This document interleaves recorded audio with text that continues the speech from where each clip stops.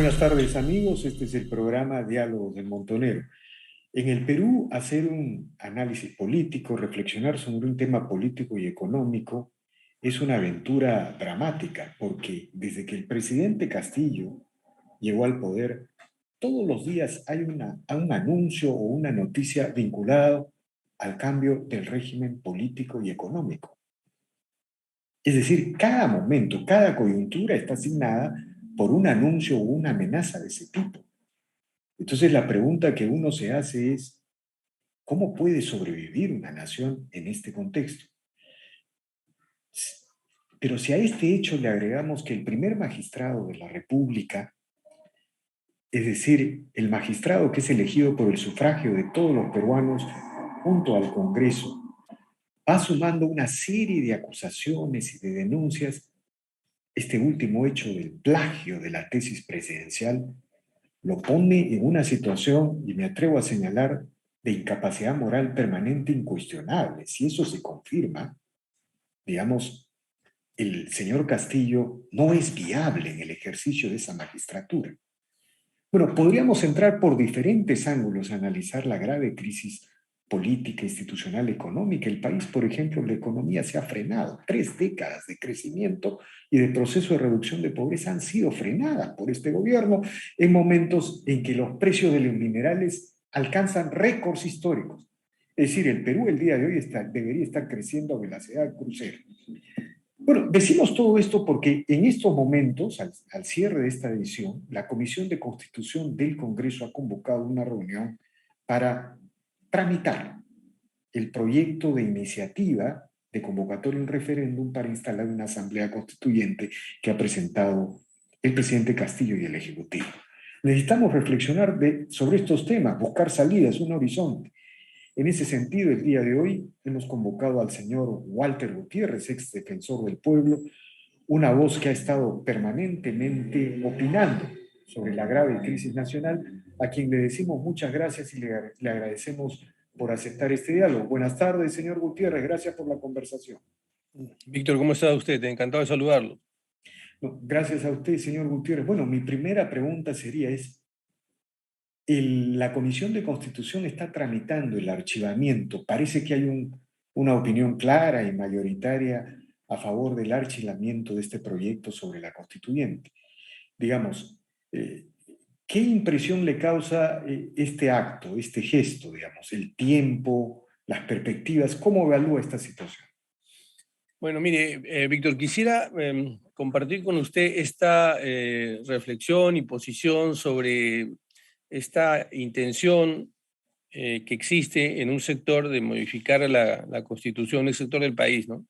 Que dicho sea de paso, es un sector bastante pequeño e ideologizado. Los países más pobres son los países que más constituciones han tenido. Los países más pobres son los países que creen en el fetichismo constitucional, es decir, que una nueva constitución va a cambiar la realidad. Desafortunadamente, eso no es posible, no ha sido nunca posible. Perú ha tenido 12 constituciones, como usted bien sabe, y ahora nos quieren llevar a una 13ª constitución. Las constituciones no tienen una vocación volátil. La idea no es estar cambiando constituciones. Las constituciones no se cambian, se cumplen las constituciones. Y quien se encarga de cumplir la Constitución es el Estado, y particularmente, porque el Estado es una abstracción, particularmente el gobierno, el Ejecutivo. Entonces, a menudo, gobiernos incompetentes, gobiernos ineficientes, lo que hacen es soltar este tipo de distractores justamente para poder solapar su incapacidad, su incompetencia en la materialización de los derechos, en la materialización de los servicios públicos.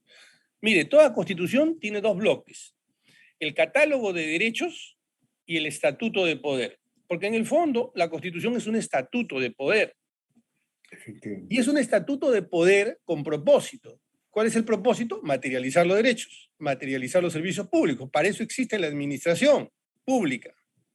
Entonces, cuando dicen lo que sucede es que el derecho a la salud no está en la Constitución, así decía el presidente Castillo hace unos meses. Eso no es verdad. claramente está en la Constitución, ¿no? O miente o desconoce, o ambas cosas.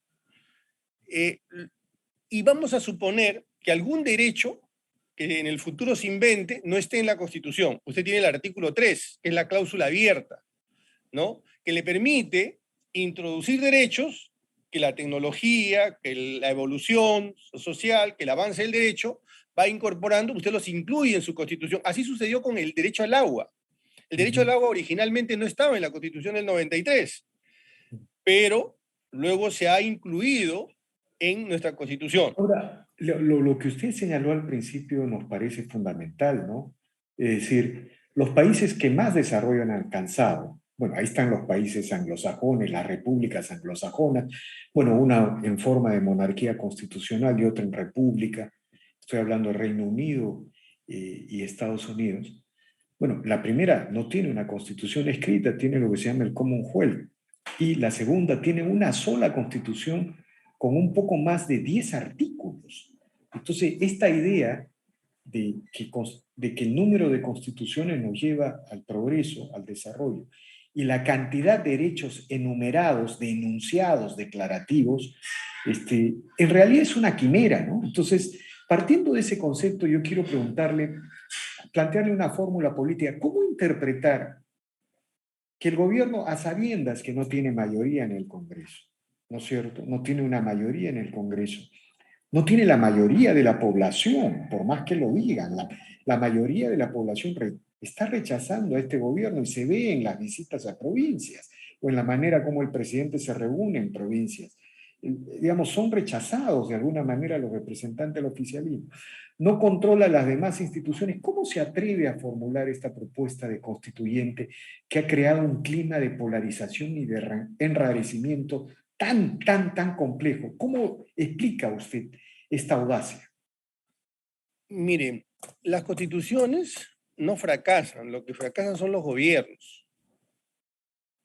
Y este gobierno claramente ha fracasado. Entonces, soltar la idea de una nueva constitución, de la constitución vía reforma, por un lado, es propiciar el desorden, el caos, ¿no? Frente a esa brecha de capacidad, esa enorme brecha que se materializa en la incapacidad para gestionar los más básicos derechos o servicios públicos.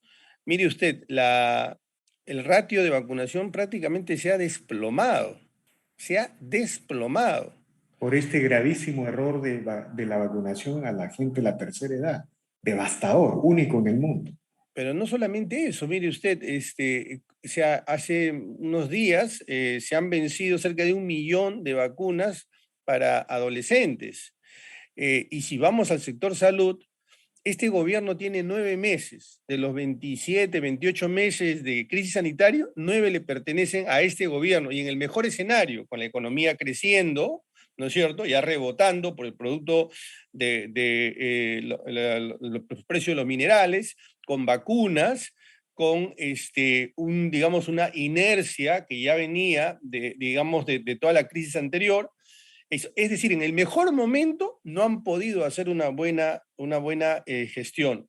Entonces, frente a eso, frente a la incompetencia, a esa convocatoria de gente que no tiene ningún recaudo ni profesional, ni experiencia, ni conocimiento de los sectores, han soltado este distractor y para generar, digamos, más caos. Y ahí regreso a una idea que hace un momento compartía con usted, que es la Constitución es un catálogo de derechos, pero también es un estatuto de poder. Y en un sector muy radical y totalmente desubicado, consideran que podemos cambiar el estatuto de poder del país.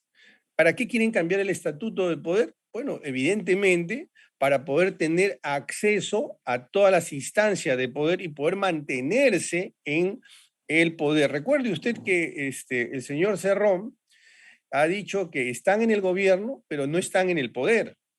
Efectivamente. Y sin filtros ha dicho, por ejemplo, que hay necesidad de controlar nada menos que el Poder Judicial, que hay necesidad de controlar la prensa, que hay necesidad de controlar la propia fiscalía. Es decir, sin ningún remilgo, sin ningún rubor, le dicen a usted, nosotros creemos en la unidad, no en la división del poder. Y por eso es que quieren cambiar el estatuto del poder. Pero le dicen a usted el problema de los monopolios, el problema de las empresas, la pobreza y las brechas que existen son producto de la falta de eficiencia en la gestión. Por eso reitero, no fracasan las constituciones, fracasan los gobiernos. Y Ahora, claramente es el que más ha fracasado. ahora, usted ha señalado una descripción general del país en estas precisiones, en esta pedagogía que está desarrollando sobre cómo se conforma una constitución, una descripción devastadora del país. En la práctica nos ha dicho usted que los servicios públicos en el país están colapsando. Ya ha mencionado el tema de salud, sobre todo el de salud. Es ahí donde las cosas se van a sentir en todo su dramatismo. Pero si empezamos a ver los temas del transporte, mire, en el caso de la minería, ¿no es cierto? En estos momentos, las Bambas está acumulando más de 480 días de paralizaciones, ¿no? Está paralizada, este, han habido 28 incendios, eh, pero uno puede estar, digamos, uno puede tener diferentes puntos de vista sobre el tema, pero lo que parece francamente inadmisible es que el Estado haya renunciado a ejercer la Constitución o el presidente a aplicar las leyes civiles. Y en la práctica, si en las Bambas, digamos, el sistema de derecho es derrotado, en el Perú está empezándose a cambiar el régimen minero, el régimen de propiedad minera en la práctica. Entonces, cuál sería su descripción del momento que vive el país? Estamos en un momento de implosión del Estado que podría llevar a una implosión de la sociedad, y si eso no se detiene, evidentemente iremos a una fractura de la unidad territorial. ¿Cuál es su impresión? ¿O esto es muy dramático, es una sobrereacción, en la opinión? Mire, yo resumiría así, yo soy pesimista de la realidad, un poco para replicar la frase de Vasconcelos, soy pesimista de la realidad, pero optimista de lo que está por venir, optimista del ideal. Porque estamos llenos de mitos. Así como es un mito que el cambio de la Constitución va a cambiar la realidad, también es un mito decir que el país está en contra de la minería. Se lo puedo decir yo, que he dirigido la Defensoría del Pueblo, que es la institución que tiene más información respecto de conflictos. Cerca del 80% de los conflictos mineros, o los conflictos sociales, perdón, y cerca de esos, el porcentaje que corresponde a los conflictos mineros, cerca del 80% son conflictos de relacionamiento, no son conflictos de oposición a la minería. Es decir, la gran mayoría de conflictos es, mira, no estoy de acuerdo cómo estás desarrollando el proyecto, no estoy de acuerdo cómo me tratas, no estoy de acuerdo con determinados marcos, digamos, del desarrollo del proyecto. No es que yo esté en contra, no es que los comuneros necesariamente estén en contra, es un problema de relacionamiento y ahí hay dos responsables. Evidentemente hay oportunistas también que quieren utilizar, digamos, a las comunidades, pero al margen de eso hay dos responsables. Primero, el país tiene que entender que las empresas no tienen éxito en sociedades que fracasan. Eso no es posible. Las empresas no tienen éxito en sociedades que fracasan y por eso las próximas empresas tienen que hacer un esfuerzo, y aquí viene el protagonista principal, con el Estado, para poder prevenir los conflictos. ¿Qué significa prevenir un conflicto? Por ejemplo, si el corredor minero es un espacio fundamental para la minería y por lo tanto para la economía, porque los números grandes, la aguja económica se mueve con la minería. Hay que Efectivamente. tener claro eso. O sea, yo en una intervención en Berumín dije lo siguiente: no hay derechos fundamentales sin economía. Y no hay economía en el Perú, nos guste o no, sin minería. Esto es así de claro y Y simple. esas cosas no pueden funcionar con un Estado ausente, con un Sí, Estado... entonces lo que quería, permítame redondear esta parte, lo que quería decir es lo siguiente: ¿cuánto cree que costaría tener una unidad permanente ahí en el corredor minero de evaluación, de cumplimiento, ¿no es cierto?, de determinados acuerdos? Acuerdos que son, algunos son inviables y hay que irlos purgando, pero otros acuerdos que sí son perfectamente posibles. O sea, eso es infinitamente más barato de estar Claro, actuando como bomberos. pero Y sin embargo, este gobierno, ahí todavía, digamos, seguimos en el tratamiento de los efectos. Pero, por ejemplo, el Estado ha sido incapaz de redistribuir esa riqueza minera, es decir, de transformar. Yo tengo una cifra que se me viene a la cabeza. En la última década, la minería ha transferido 40.000 millones de soles a los gobiernos subnacionales. Pero eso no se expresa en carreteras, en postas médicas, en colegios. Ahora, la otra gran pregunta es, las inversiones mineras, usted ha señalado el corredor minero del sur, son de talla mundial. Son inversiones que podrían ser peleadas por Canadá, por Australia, por Chile, los principales países mineros del planeta, la propia China. Pero ¿cómo es posible que el Estado no haya logrado construir un ferrocarril para sacar el mineral al puerto? Entonces, hay un Estado ausente, digamos, y eso tiene que ver con este gobierno, todo se ha agravado con este gobierno, pero también hay un fracaso de la élite política en construir ese Estado y redistribuir esa riqueza. comparto plenamente con usted esa lectura. ¿Usted recuerda quién dijo el cobre es el salario de Chile? Salvador Allende. No fue un empresario minero, no fue un inversionista extranjero en Chile. Fue Salvador Allende. Y yo creo que nosotros tenemos que entender que si no hacemos que la minería funcione, la economía del Perú no es viable.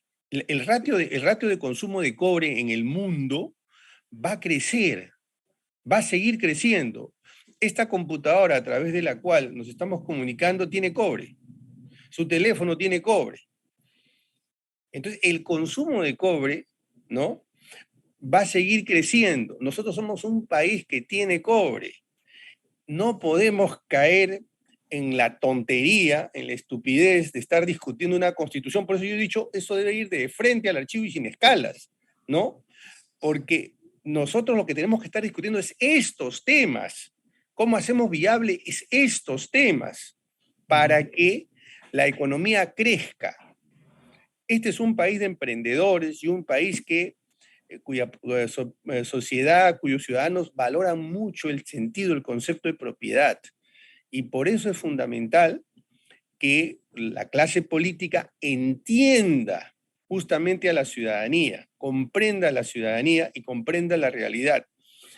Comparto con usted la idea de que hay una deuda, hay un déficit de lectura respecto de lo que pasa en el país y el curso que deben tomar las acciones de los políticos, ¿no? Ahora, volviendo ya al tema del archivamiento de este proyecto de la constituyente. Bueno, todo parece indicar que se archive el proyecto, pero la gran interrogante sigue pendiente, digamos. 9 meses de gobierno nos han demostrado que no es viable el gobierno de Perú Libre y quizá por una sola gran razón, no quiere gobernar con la Constitución. No quiere.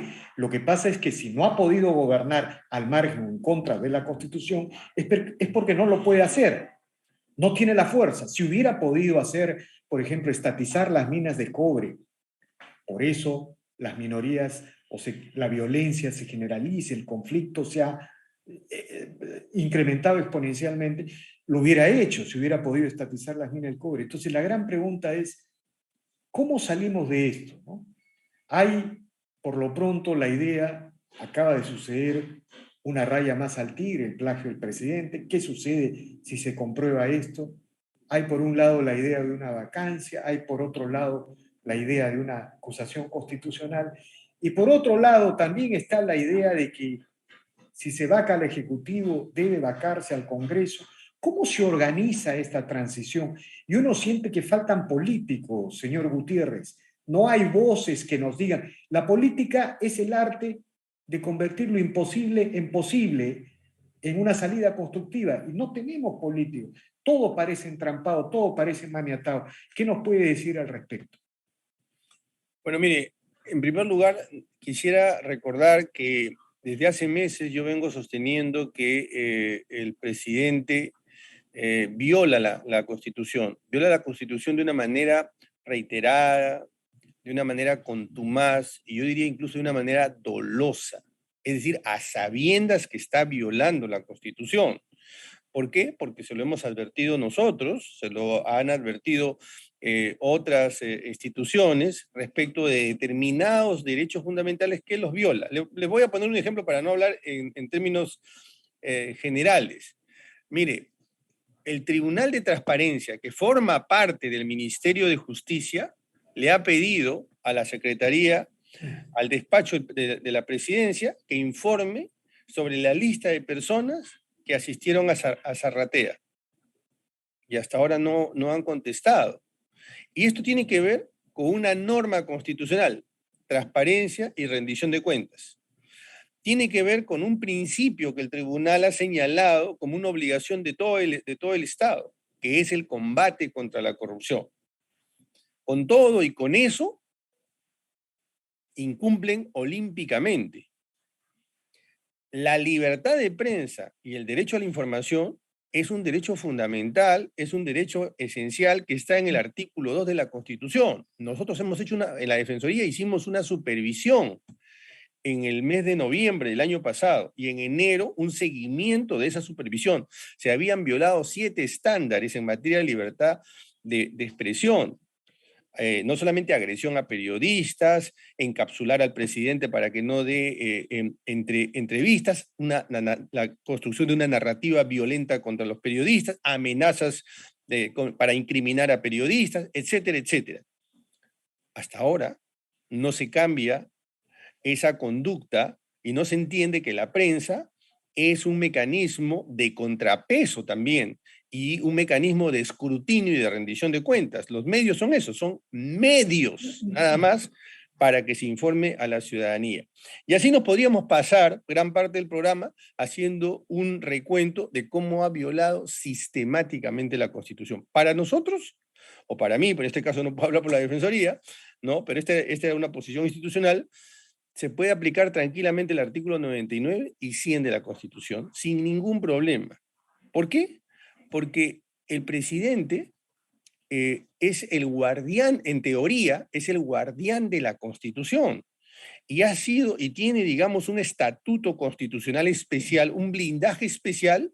¿Para qué? Para que materialice los derechos, para que cumpla la Constitución, no para que la viole. Sería un contrasentido que usted haya blindado a un ciudadano, a un funcionario, nada menos para que viole la Constitución y diga, no, sí, pero no lo podemos, no le podemos iniciar un proceso porque no está en el artículo 117, así que hay que esperar 5 años. Eso es un disparate y no se fundamenta. Pero de otro lado, digamos, existe la percepción y de alguna manera parece ser cierto que este gobierno no va a durar, no va a durar porque cada día acumula hierro tras hierro, ¿no es cierto? Entonces, de alguna manera esto va a tener que tener una salida. Ahora, es cierto que esta salida la tiene que organizar el Congreso, ¿no? La tiene que necesariamente organizar el Congreso porque es lo que indica el marco constitucional. Sin embargo, cualquiera sean las hipótesis de salida, el Perú necesita, el Estado o nuestra Constitución necesita algunas reformas fundamentales para evitar no sé cómo llamarlo, esta especie de implosión institucional que estamos viviendo. Por ejemplo, la idea de un Senado, ¿no? La idea de un Senado saca este tema de la vacancia o la disolución como eje central de la polarización de poderes, porque en un sistema bicameral solo se disuelve la Cámara de Diputados, queda el Senado, y cuando se intenta vacar al presidente, la Cámara de Diputados acusa y el Senado resuelve. ¿A qué reformas constitucionales debería apuntar el Perú para organizar una transición correcta, viable, que nos permita superar este estado de cosas, este nivel de entrampamiento, de disolución al que estamos llegando? Mire, yo le voy a mencionar unas 2, 3, tal vez 4. La primera de ellas, comparto totalmente la necesidad que regresemos a un sistema bicameral. un sistema bicameral tiene muchas ventajas sobre una Cámara o un Congreso unicameral. Para empezar, se mejora el principio de deliberación, de participación, de control de normas. El principal acto de poder es el acto legislativo, y usted no puede tener solo una Cámara, y además que hace muchas veces fast track respecto de determinadas normas. Entonces se mejora significativamente. Y como usted también ha señalado, también en el control de pesos y contrapesos, ¿no? Eso es importante. Por ejemplo, el Tribunal Constitucional ante la, digamos, también por tendencias políticas, por objetivos políticos, es normal en las instituciones democráticas, por desbalances políticos, pero también por esta lógica institucional ha ido asumiendo el papel de un Senado en la práctica, de Cámara Revisora, por la falta de un Senado, ¿no?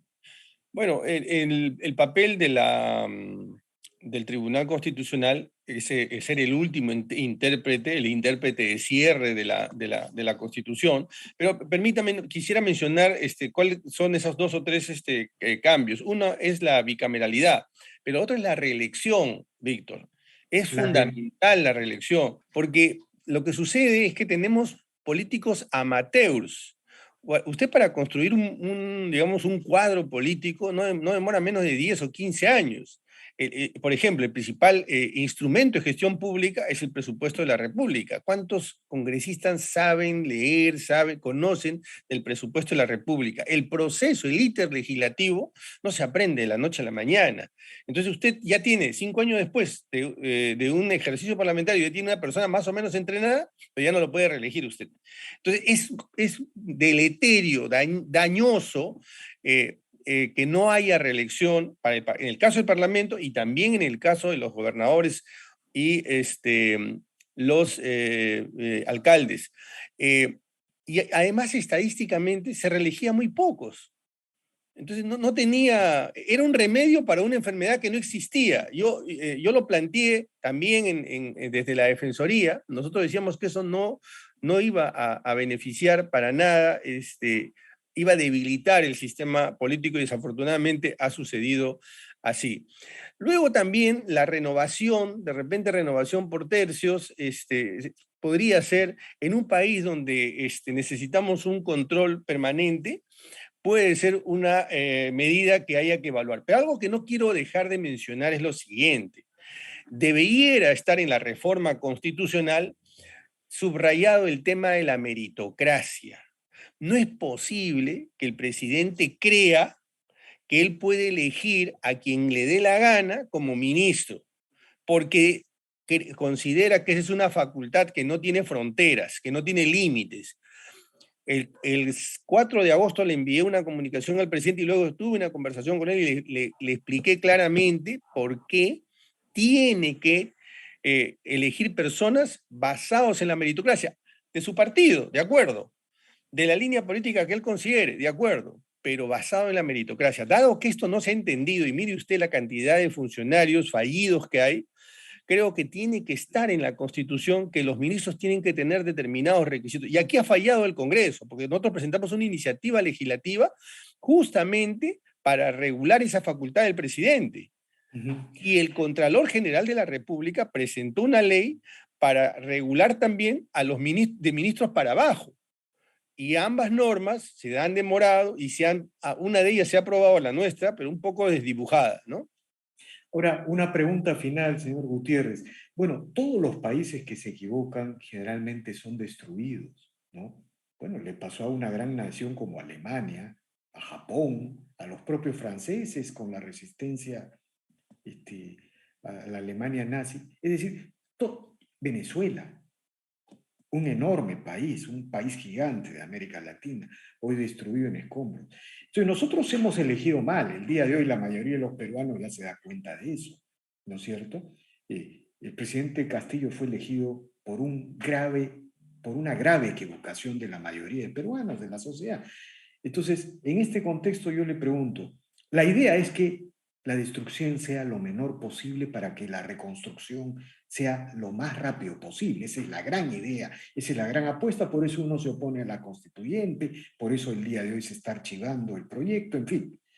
Yo quería pedirle una opinión final. ¿Usted es optimista o pesimista con respecto a las posibilidades del Perú de salir de este enfrentamiento? Nos ha pasado varias veces, ¿no? Estuvimos así con el terrorismo, también con la hiperinflación, pero ¿cuál es su percepción? ¿Cómo ve las cosas?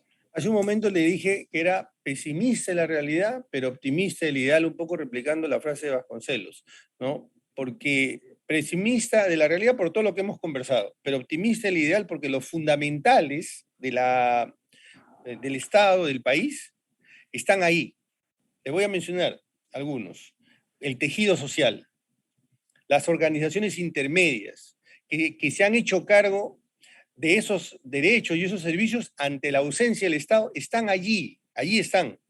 Se enfrentaron a la crisis, a la inflación de los 80, al terrorismo, y ahora se enfrentan a la crisis sanitaria y a esta incertidumbre política. Ahí está ese tejido social.